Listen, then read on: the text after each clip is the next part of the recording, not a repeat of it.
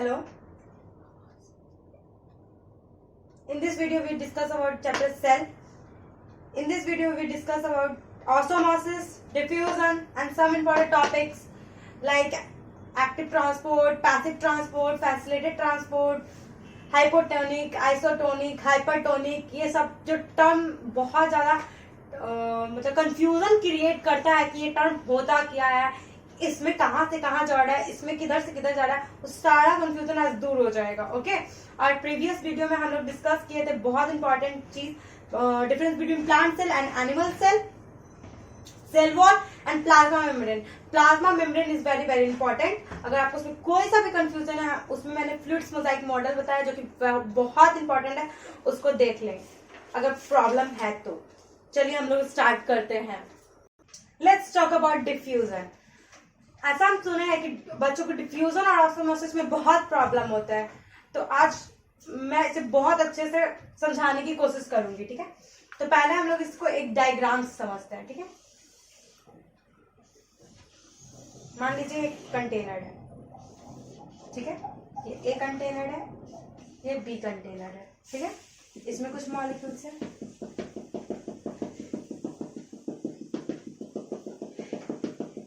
इसमें कुछ मॉलिक्यूल्स है. अब देख के बता सकते हैं किसमें ज्यादा मॉलिक्यूल्स है. ऑफ कोर्स ए में ज्यादा मॉलिक्यूल्स है कि नहीं? ए में ज्यादा मॉलिक्यूल्स है बी के कंपैरिजन. तो डिफ्यूजन यही है कि कोई भी मॉलिक्यूल का movement higher concentration to lower concentration हो, उसी को डिफ्यूजन कहते हैं. तो अब खुद आप सोचकर बताइए इसमें किस कंटेनर में हायर कंसंट्रेशन है, किस कंटेनर में ज्यादा मॉलिक्यूल्स है? ऑफ कोर्स ए. तो ए इज हायर कंसंट्रेशन, इसके पास ज्यादा मॉलिक्यूल्स है, and B is lower concentration. ठीक है, इसके पास कम मॉलिक्यूल्स है. आप खुद सोचिए कि ये कहाँ जाना चाहेगा, इधर से तो इधर नहीं आना चाहेगा.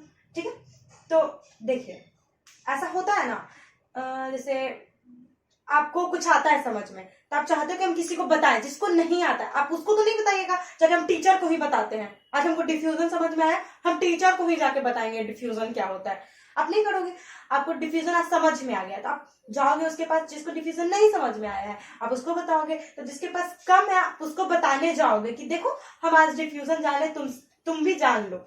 दैट्स लाइक कि इसमें ज्यादा है तो ये कम की ओर जाना चाहेगा, तो इसका मूवमेंट इस तरफ होगा. तो डिफ्यूजन सिंपल है, हम इसका डेफिनेशन बोलते हैं. अगर आपको लिखना हो तो लिख लीजिएगा. स्पॉन्टेनियस मीन्स क्या होता है? खुद से, जो खुद से हो रहा है, नेचुरली हो रहा है, उसमें हम उसको जोर जबरदस्ती नहीं करें. जैसे झरना नीचे गिर रहा है, पानी नीचे गिर रहा है, पानी तो ऊपर नहीं जाने लगता है, पानी नीचे गिर रहा है, उसको स्पॉन्टेनियस कहते हैं, जो खुद से हो रहा है, स्पॉन्टेनियस. ठीक है, तो स्पॉन्टेनियस मीन्स स्पॉन्टेनियस, खुद की मर्जी से. ठीक है, तो the spontaneous movement of molecules from higher concentration to lower concentration, it's called diffusion. I repeat it, the spontaneous movement of molecules from higher concentration to lower concentration is called diffusion. Okay, तो diffusion specially diffusion gas में होता है. ठीक है, ऐसा liquid में भी होता है,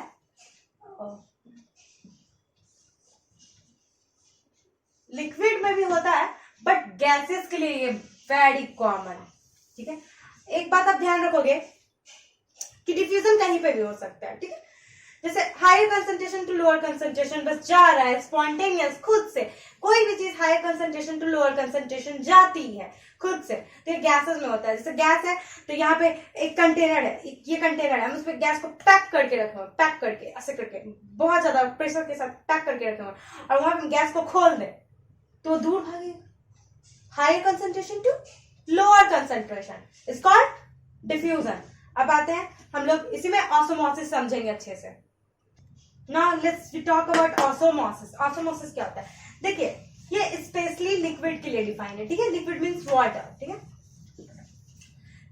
this also follow the rule of diffusion, ठीक है।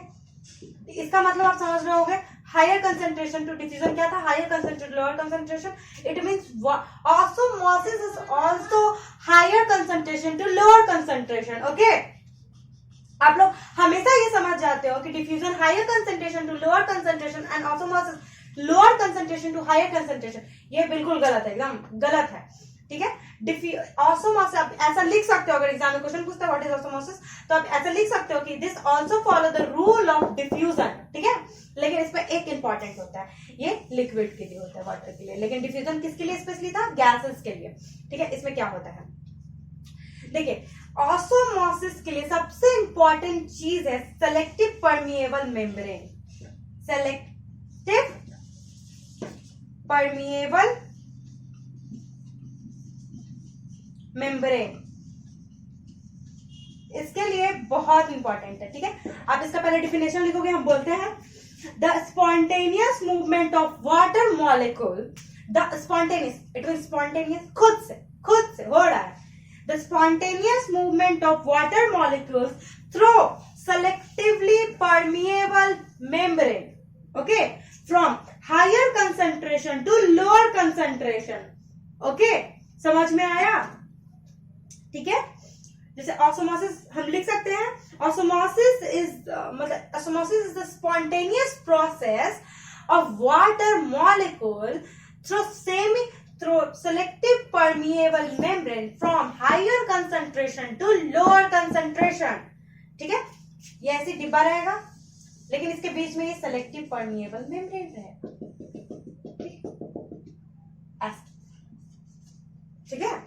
अब आप लोगों को समझ में आ गया, इसको लिख सकते हैं osmosis the passage of water from region of the water concentration through semi permeable membrane, ठीक है, to lower concentration. Simple definition, एकदम simple. Osmosis is the process, osmosis is spontaneous process, ये खुद से होने वाला प्रोसेस है। Osmosis is the spontaneous process of water molecule through selective permeable membrane from higher concentration to lower concentration, okay। Osmosis clear, crystal clear, diffusion clear, crystal clear. देखिए एक चीज और, एटीपी नामक नाम सुने होंगे आप, सुने ही होंगे आई थिंक, एडिनोसाइन ट्राइफॉस्फेट, ये सुने होंगे नाम, एटीपी, एडिनोसाइन ट्राइफॉस्फेट। ये सेल के लिए, जैसे हम लोग के लिए पैसा होता है ना, इसके लिए सेल के लिए पैसा है, करेंसी, एनर्जी करेंसी, ठीक है। तो डिफ्यूजन में कोई भी एटीपी नहीं लगता है, क्योंकि ये स्पॉन्टेनियस है, खुद से होने वाला प्रोसेस। खुद से होने वाले प्रोसेस में कोई भी एनर्जी खर्चा नहीं करना पड़ता है, ये आपको पता होगा। वाटर नीचे आ रहा है, उसके लिए कोई खर्चा नहीं, लेकिन हम नीचे से जब वाटर को ऊपर भेजेंगे, इसके लिए भले हमको एनर्जी खर्चा करना पड़ेगा, ठीक है। आप लोग नहीं पढ़ोगे, इसके लिए कोई एनर्जी खर्चा नहीं करना, बैठे रहो, नहीं पढ़ोगे, लेकिन आप पढ़ोगे, इसके लिए आपको देखना पड़ेगा और इसलिए एनर्जी खर्चा करना पड़ेगा, ठीक है। तो इस दोनों में spontaneous, that's why ATP is not required, very important time, ATP is not required. Osmosis और डिफ्यूजन क्लियर। आगे हम लोग पढ़ते हैं एक्टिव ट्रांसपोर्ट, पैसिव ट्रांसपोर्ट। हम लोग ने ऑस्मोसिस और डिफ्यूजन पढ़ लिया, डिफरेंस भी अच्छे से पता चल गया। डिफ्यूजन क्या होता है, high concentration lower concentration, specially gaseous का, ओके। और ऑस्मोसिस क्या होता है, स्पेशली लिक्विड वाटर का, to selective permeable membrane to higher concentration to lower concentration.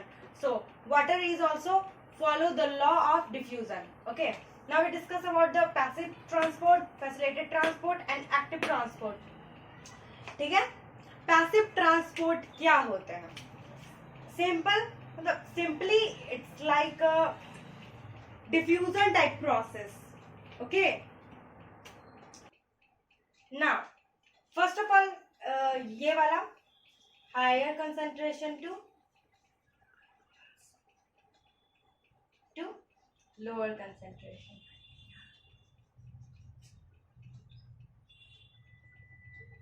Okay, that's why not needed energy, not needed energy. ठीक है, क्यों? क्योंकि ये खुद से हो रहा है, स्पॉन्टेनियस. जो खुद से होता है उसमें नॉट नीडेड एनर्जी. ठीक है, जैसे पुराना वाला एग्जांपल, जैसे पानी झरना है, नीचे गिरता है, तो उसमें कोई एनर्जी नहीं लग रहा है, वो खुद से हो रहा है, स्पॉन्टेनियस हो रहा है. So it's not needed energy. इसमें आ जाइए, same higher concentration to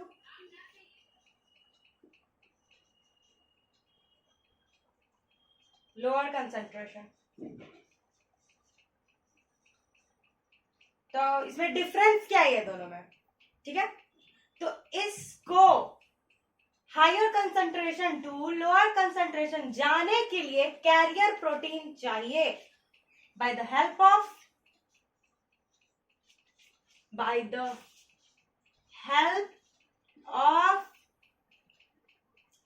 career protein. अब कैरियर प्रोटीन क्या हुआ है? आपको प्लाज्मा मेम्ब्रेन का लेक्चर देखना पड़ेगा, जिसमें इंट्रिंसिक और एक्सट्रिंसिक प्रोटीन होते हैं. उसी को हम लोग कैरियर प्रोटीन कहते हैं, जो कि लिपिड इसको जाने नहीं देगा. जो भी इसमें सब्सटेंस है लाइक फ्रुक्टोज वगैरह, उसको लिपिड जाने नहीं देगा प्लाज्मा मेम्ब्रेन के आर पार, because plasma membrane is selective permeable membrane. तो उसको अगर जाने नहीं देगा तो उसके प्रोटीन के हेल्प से ये इधर से higher concentration to lower concentration जाएगा, बिकॉज लिपिड इसको जाने नहीं देगा. इसीलिए higher concentration to lower concentration जाने के लिए इसको हेल्प किसका चाहिए? कैरियर प्रोटीन का.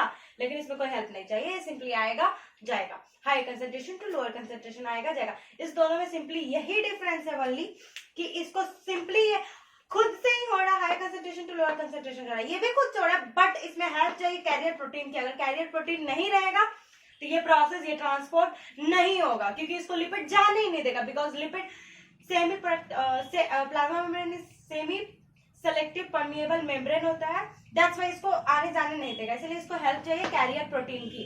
तो ये also higher concentration to lower concentration, it means ये स्पॉन्टेनियस, मतलब ऊपर से नीचे जा रहा है. So it is also not needed energy, not need of energy. ठीक है, अब आ जाती है एक्टिव ट्रांसपोर्ट पे. तो एक्टिव मीन्सिंग, ये एक्टिव है, बहुत वर्क कर रहा है, एक्टिव है, इसीलिए इसको एनर्जी चाहिए. ठीक है, एनर्जी किस लिए चाहिए होता है? Why we needed energy? Higher concentration to lower concentration जा रहा है, ये तो खुद से हो रहा है, स्पॉन्टेनियस. और जो खुद से नहीं, अब हम झरना को चाहेंगे वो नीचे से ऊपर चला जाए, तो इसके लिए क्या लगाना पड़ेगा? हमको कोई मशीन लगाना पड़ेगा, कुछ एनर्जी देना पड़ेगा, जिसके थ्रू वो नीचे से ऊपर जा सके. तो इसमें ट्रांसपोर्ट कैसे होगा? Lower concentration to higher concentration. ठीक है, lower concentration to higher concentration. और इसमें नीडेड एनर्जी,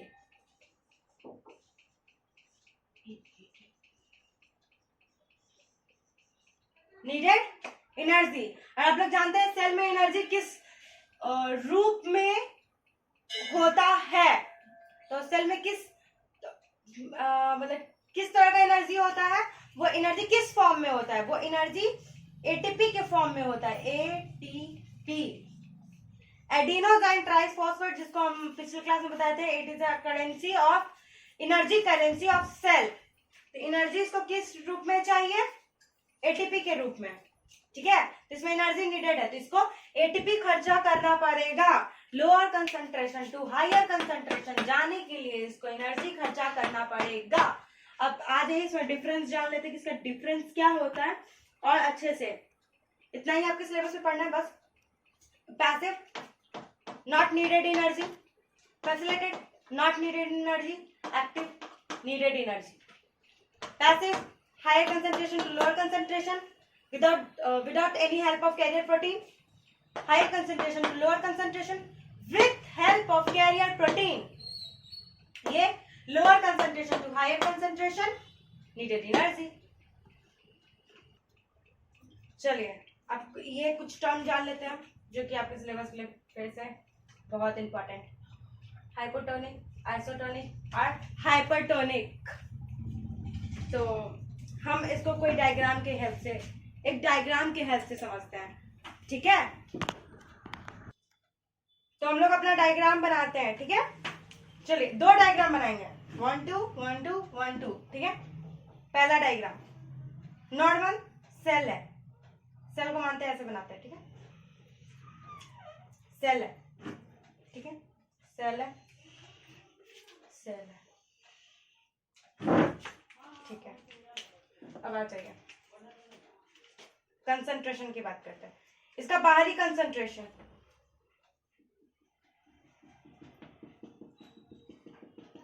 सेल के बाहर का कंसंट्रेशन, पार्टिकल कुछ और अंदर,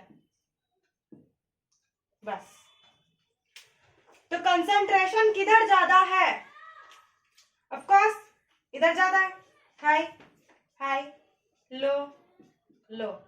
आप खुद बताइए किधर जाना चाहेगा, higher concentration to lower concentration. तो सेकंड डायग्राम,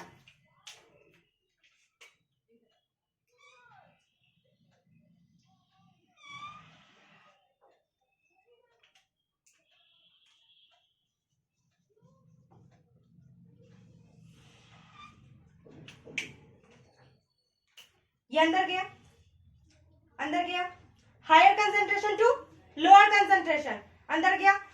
अब ये कंसंट्रेशन अंदर बढ़ते जा रहा है, बढ़ते जा रहा है, तो सेल क्या होगा? स्वेल कर जाएगा, स्वेल। अगर आप किसी भी चीज को अंदर भरोगे तो वो क्या होगा? बलून है, बलून पचका हुआ रहता है, अगर उसमें एयर जाता है तो वो क्या होता है? स्वेल अप हो जाता है। तो सेल भी स्वेल अप हो जाएगा, इसके अंदर का कंसंट्रेशन बढ़ गया। तो हाइपोटोनिक में क्या होता है?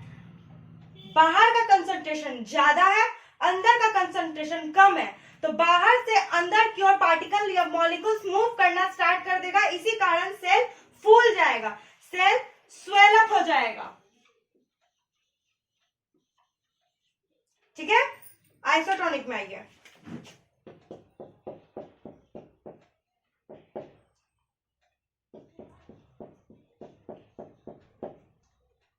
पार्टिकल को गिनते हैं, 1 2 3 4 5 6 7 8 9 10, 1 2 3 4 5 6 7 8 9 10। Same concentration, same, equality, equal equal. तो आप बताइए, अंदर से बाहर जाना चाहेगा? नहीं। बाहर से अंदर आना चाहेगा? नहीं, क्योंकि दोनों का कंसंट्रेशन सेम है, दोनों एकदम इक्विलिब्रियम में पड़ा हुआ है। नो मतलब, कोई मतलब नहीं अंदर है कि बाहर है। तो सेल इसमें सेम साइज का रहेगा, सेम साइज।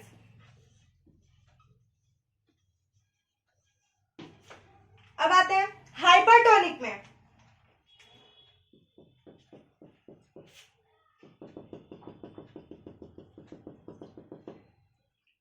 अब बताइए कंसंट्रेशन कहाँ का हाई है? ऑफकोर्स अंदर का, लो बाहर का। अब मूवमेंट किधर होगा मॉलिक्यूल्स का? ज्यादा से कम की ओर, बाहर बाहर। तो सेल कैसा हो जाएगा?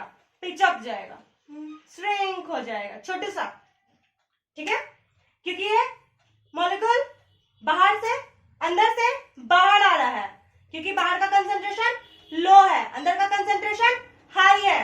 तो सेल क्या हो जाएगा? श्रिंक, श्रिंक, ठीक है। तो डिफरेंस समझ में आया क्या होता है? क्योंकि ये तीनों टॉपिक से बहुत बार क्वेश्चन आते हैं, बहुत तरह का क्वेश्चन आता है। चलिए एक बार और समझते हैं हम लोग शॉर्ट में। बाहर का हाइपोटोनिक में सेल का कंसंट्रेशन कम, लो, बाहर का कंसंट्रेशन हाई। मॉलिक्यूल किधर मूव करेगा? बाहर से अंदर, higher concentration to lower concentration. अंदर जाएगा, सेल स्वेल अप हो जाएगा, फूल जाएगा। दोनों मॉलिक्यूल्स, दोनों का बाहर का अंदर का सेम सेम कंसंट्रेशन, कोई नहीं जाएगा, ना बाहर आएंगे ना अंदर आएंगे। चलो ठीक है। और हाइपरटोनिक में अंदर का कंसंट्रेशन हाइपर है, बहुत हाइपर। आप लोग का हाइपर माइंड हो जाता है ना, माइंड, उसी तरह से सेल का हाइपर मूड है। तो अंदर का कंसंट्रेशन हाई है, बाहर का कंसंट्रेशन लो है, हायर कंसंट्रेशन टू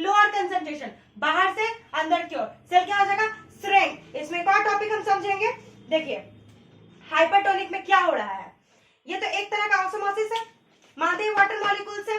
तो ये सेमी मतलब सेलेक्टिव मेम्ब्रेन के थ्रू ये अंदर जा रहा है, higher concentration to lower concentration, it is a type of osmosis. तो इसको ये क्या हो रहा है, अंदर जा रहा है। आप एक टर्म का मतलब समझ लीजिए कि इंडो मतलब, बायो में इंडो मतलब अंदर होता है, अंदर, अंदर, और एक्सो मतलब बाहर होता है, बाहर, पूरे बायो में। इंडो मतलब अंदर, एक्सो मतलब बाहर। It is a type of osmosis because it is a spontaneous process through semi permeable selective permeable membrane, higher concentration to lower concentration.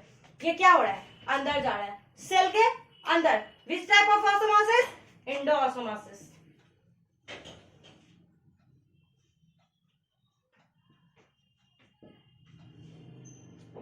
Get it? Hypotonic is a type of endoosmosis. Why? Because इसमें cell के अंदर जा रहा है, high concentration to lower concentration by selective permeable membrane. तो आप लोग को मतलब समझ में आया? हाइपोटोनिक सॉल्यूशन में क्या हो रहा है, एंडोऑस्मोसिस। तो क्या हो रहा है, सेल स्वेल अप। इसमें तो कुछ नहीं हो रहा है, सेम साइज है। आइसोटोनिक सॉल्यूशन मतलब सेम कंसंट्रेशन, अंदर भी बाहर भी। अच्छा ये हाइपरटोनिक में, तो इसमें क्या हो रहा है, ये भी एक तरह का ऑस्मोसिस हो गया। तो अंदर से बाहर आ रहा है, तो बाहर आने को हम लोग क्या कहते हैं, एक्सो। ये क्या हो गया, एक्सो।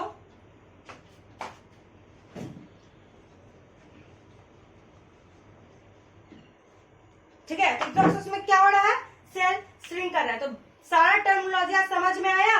क्या क्या हम लोग ने बताया कि diffusion, osmosis, passive transport, facilitated transport, active transport, hypotonic, isotonic, hypertonic, endosmosis, exosmosis, और 2-3 टर्म और है, उसको भी जान लेते हैं।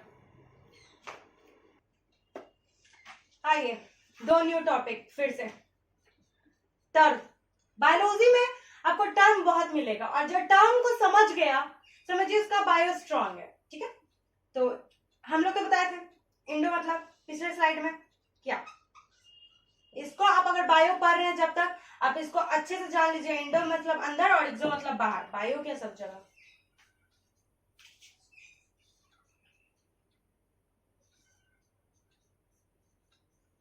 ठीक है, तो इंडोसाइटोसिस और एक्सोसाइटोसिस, चलिए इसको फिर से एक डायग्राम बनाते हैं। इंडोसाइटोसिस मतलब इंजेक्शन, कुछ अंदर ले लेना by the help of plasma membrane, like cell ऐसे।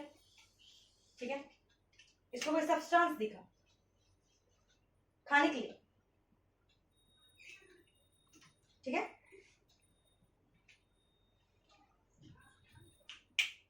तो ये ऐसा ऐसा रूप ले लेगा अपना, लाइक दिस। प्लाज्मा मेम्ब्रेन है इसका, ऐसा कुछ ऐसा। ठीक है, कुछ देर के बाद ऐसा, कुछ देर के बाद ये रहा ऐसा।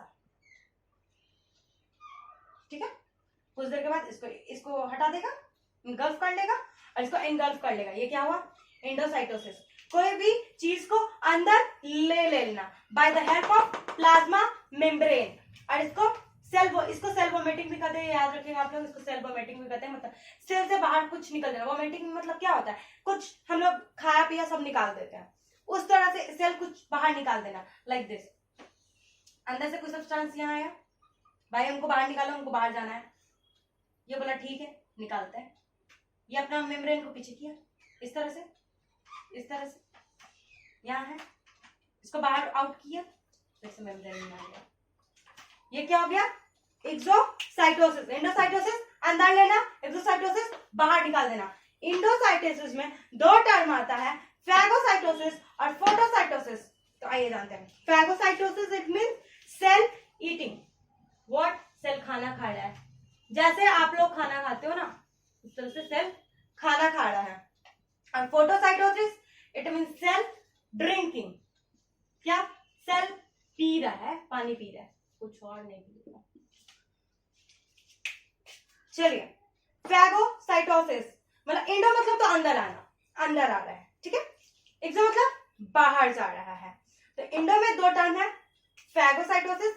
आप लोग ये मत समझिएगा ये सब बेकार का टर्म है, बहुत इंपॉर्टेंट टर्म है और आपको क्वेश्चन आता हुआ भी नहीं बनेगा, समझे। क्वेश्चन में सीधे लग जाएगा फैगोसाइटोसिस हो रहा है, ठीक है। आप लोग सब कुछ जानते हो बट आप टर्म नहीं जानते तो आप नहीं बता पाओगे कि क्या हो रहा है। सेल ईटिंग हो रहा है, सेल खा रहा है, किसके थ्रू? प्लाज्मा मेम्ब्रेन के थ्रू, समझे। तो फैगोसाइटोसिस इट मीन सेल खाना, सेल खाना नहीं, सेल खाना खा रहा है, सेल ईटिंग। और फोटोसाइटोसिस मतलब सेल ड्रिंकिंग। आई थिंक इस वीडियो में सारा टर्म्स आप लोगों को क्लियर हो गया होगा जहां तक आपका टर्म्स है। अगर कोई भी टर्म में आपको कोई भी कंफ्यूजन हो सो कमेंट कीजिए कि हमको इस टर्म में कुछ कंफ्यूजन रह गया है या यहाँ पे हमको कुछ समझ में नहीं आया है। सो हम उसका अगर हो पाए तो हम कमेंट कर देंगे, नहीं तो हम उसका स्पेसिफिक वीडियो बना देंगे। In next class we talk about nucleus, cytoplasm and ER, endoplasmic reticulum. Okay, and please support my channel and do this, like, share and subscribe. Thank you very much.